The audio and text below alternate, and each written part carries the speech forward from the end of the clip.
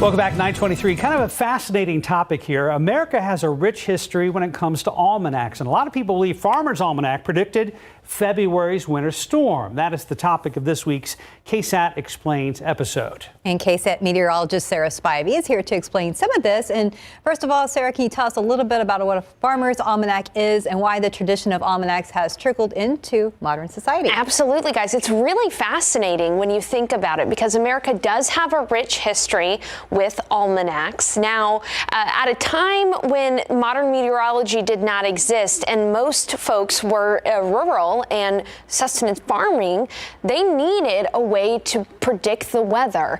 And so an almanac is full of weather predictions, tide tables, planting dates, poems, even riddles and like old-timey stories. There's one almanac that dates all the way back to the time of the American colonists, written by Benjamin Franklin himself, called Poor Richard's Almanac. So Mark and Stephanie, ever since, modern meteorology has been perfected or improved, we still have a lot of folks who carry the tradition of almanacs in their lives. You see them for sale even at HEB. It seems like every season. So let's talk a little bit more about the almanac and going back to the February winter storm. Why do people believe that the almanac actually predicted what happened this year in the month of February? Good question. And I'll show you their prediction right here. Now, something to keep in mind is, remember that between February 13th to 19th here in San Antonio and across the state of Texas, in San Antonio, we had temperatures as low as 9 degrees and more than 6 inches of snow. The storm impacted all of Texas. Of course, the most devastating impacts coming from ERCOT's power grid failure. But here is the Farmers Almanac prediction. Look at the 12th through the 15th. All right, this is at the time that we were seeing the winter storm. It says changeable skies, which technically is true, but it's a pretty vague statement there. 16th through 19th, clearing and colder. Colder, okay, but colder is relative. And then here is the part that people are really latching on to. Heavy snow, eastern New Mexico, much of Oklahoma/Texas. All right, a wintry mix in Arkansas, northern Louisiana, showery in southern Texas and Louisiana. So that highlighted part there, Mark and Steph, is the part that people are kind of saying, hey, look, they predicted heavy snow for, quote, much of Oklahoma, Texas. Yeah, very interesting. And, and that seems pretty good for a prediction made months in advance. But how is the publication's forecast misleading? Okay, let's go back to that graphic that I had just shown there. And I want to show you a couple of things here. As I mentioned earlier, the dates are a little off, right? 12th through 15th, it says changeable skies. Mark and Stephanie, the skies change every day, from the start of the day to the end of the day. So that statement is true, but it's vague. Another thing to keep in mind is that pretty good for the Farmers Almanac to say heavy snow, Oklahoma, Texas, maybe like a week after the winter storm. But in the same sentence, they say showery southern Texas, which we were not.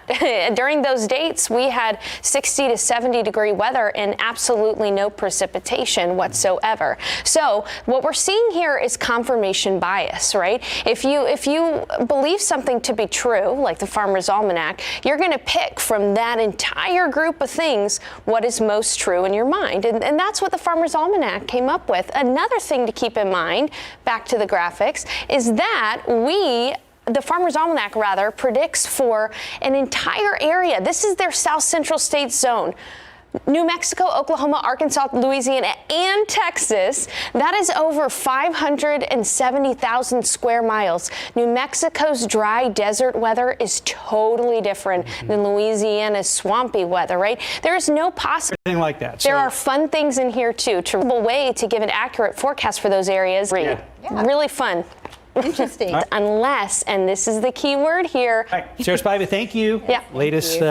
Unless that information is vague. On KSAT Explains, there is more ahead. And that is what it says. On GMSA at 9. It's Wednesday. And you look at a lot of snow for Oklahoma. And that means Katie Blake is joining us for Oklahoma/Texas. Does that mean the Katie's Science Lab? And so take a picture. Oklahoma-Texas border? Does that mean of these ingredients with your phone if you want to follow all of Oklahoma and all along today? But first, a scam. All of Texas, it's up for interpretation. Could be lingering in your workplace, and it could involve. And then finally, they keep their formula. Your boss, or so you think. We have details. Very secret. It says they take things like on that. You're going to want to pay attention to that. Sunspot activity, positions of the planets, Check out after the break. tidal action of the moon, variety of other factors in consideration, and only a man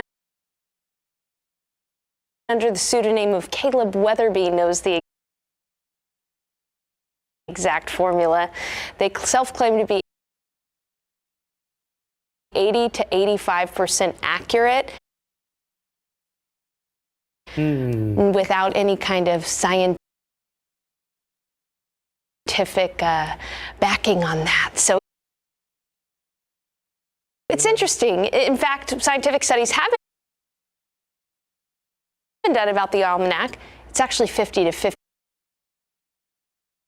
52% correct. Random chance.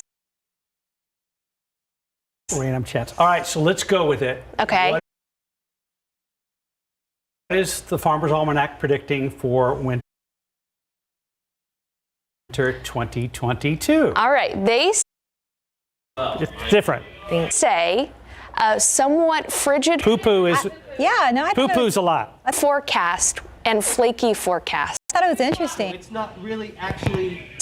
I can guarantee you there will be times Is RJ connected? Hey, what's in the winter when it is a little frigid here in San preview? Oh, okay. Antonio. Add a little We flaky. may even have a few Copy. Hi. flakes, as we often do. And I'm Not not actually hitting tape. You get what I'm saying? trying to discredit people It's just going. Yo, can you hear me? who trust the Farmers Almanac, because again, Can you hear me now? there is a rich history in our nation in the Farmers Almanac. What I'm trying to do is if you want a detailed forecast, Right. let's stick with the science, the meteorology. Gotcha. Well, you know, and like you said, some folks are going to say, you know what, it was close enough for me. Yeah. Right. And I grew up with it, and my grandpa and everything like that. There So- are fun things in here too to read. Yeah. Really fun. Interesting. All right, Sarah Spivey, thank you. Yeah.